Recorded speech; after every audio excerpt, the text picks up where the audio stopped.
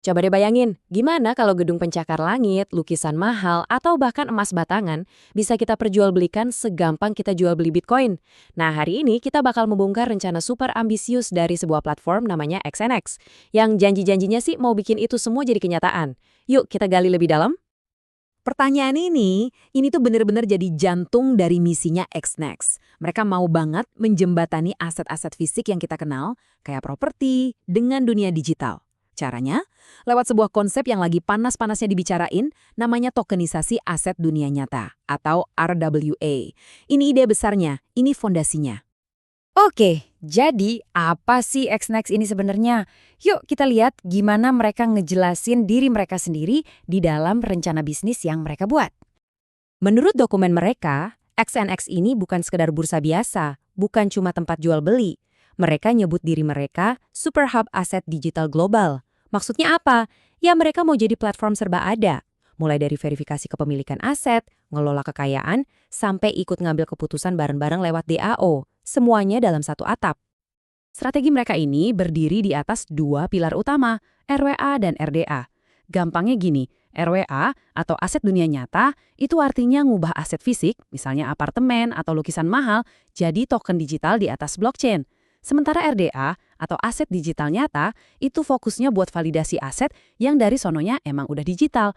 Nah, dua-duanya ini mesin penggerak utama XNext. Sekarang kita ngomongin soal skala. Seberapa gede sih peluang yang mereka kejar ini? Jawabannya, gede banget.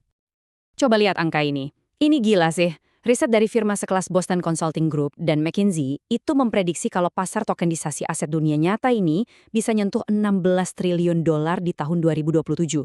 Itu nolnya banyak banget dan ya inilah kue raksasa yang mau dipotong sama XNX.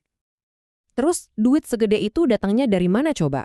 Lihat aja ini, ada 300 triliun dolar nilai real estate di dunia, 100 triliun dolar di aset utang.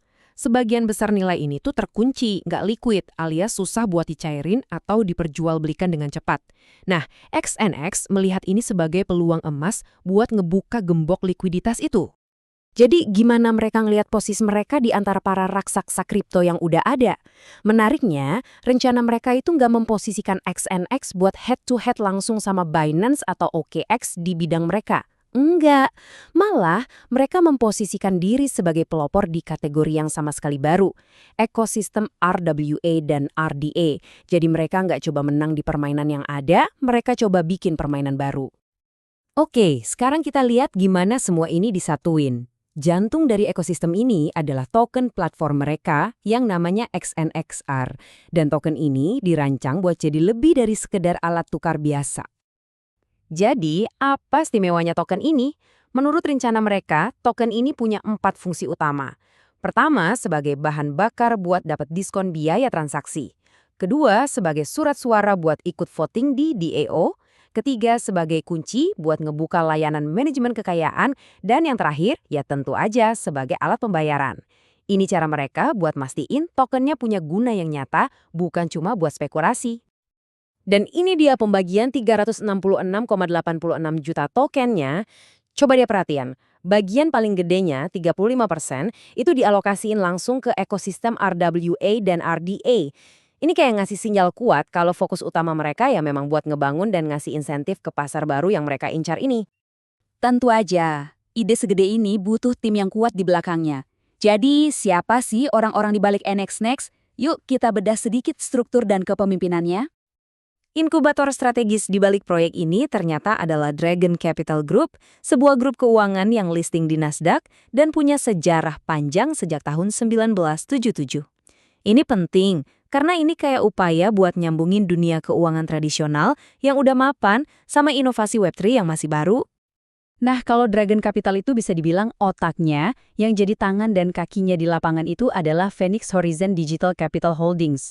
Merekalah entitas yang bertanggung jawab buat ekspansi pasar global dan ngurusin ekosistemnya sehari-hari.